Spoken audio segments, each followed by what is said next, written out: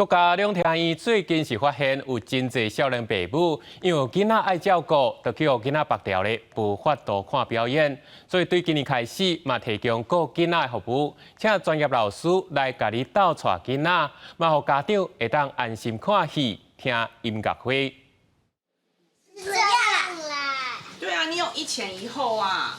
伫温暖的空间，囡仔对老师展开双手、动双脚，规身躯叮当一个。两厅院为今年开始提供照顾囡仔的服务，互爱看表演的家长享受精彩演出的时，袂去烦恼囡仔无人顾、无所在去。有这大心的服务，家长总算会当安心行入表演厅。我们其实蛮常把他带到剧院，跟我们一起看，然后有时候觉得很愧疚，因为有点对他来讲有点辛苦，因为我们不见得都是让他去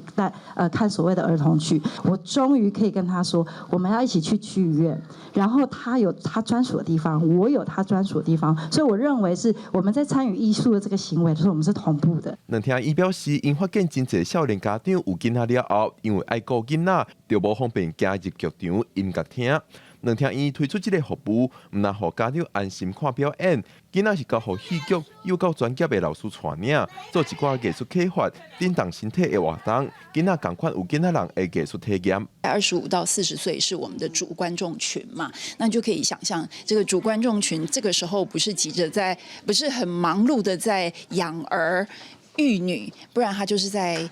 冲刺他的事业，我觉得创造一个舒适而安全的环境，让爸妈至少来欣赏艺术的时候能够安心而开心，这个是我想我们剧场可以做得到的事情。这个照顾囡仔的服务，每个月初1开放注文，会当注文后一个月的名额。目前是收4岁至8岁的囡仔，只要是看两厅院园区的表演，家长就会当付费申请，一班上侪收10个囡仔。为年初开始提供服务到达，已经成功开8个班。两厅院希望爱看表演的家长后摆就免阁因为烦恼囡仔无人顾，去放弃家己的兴趣。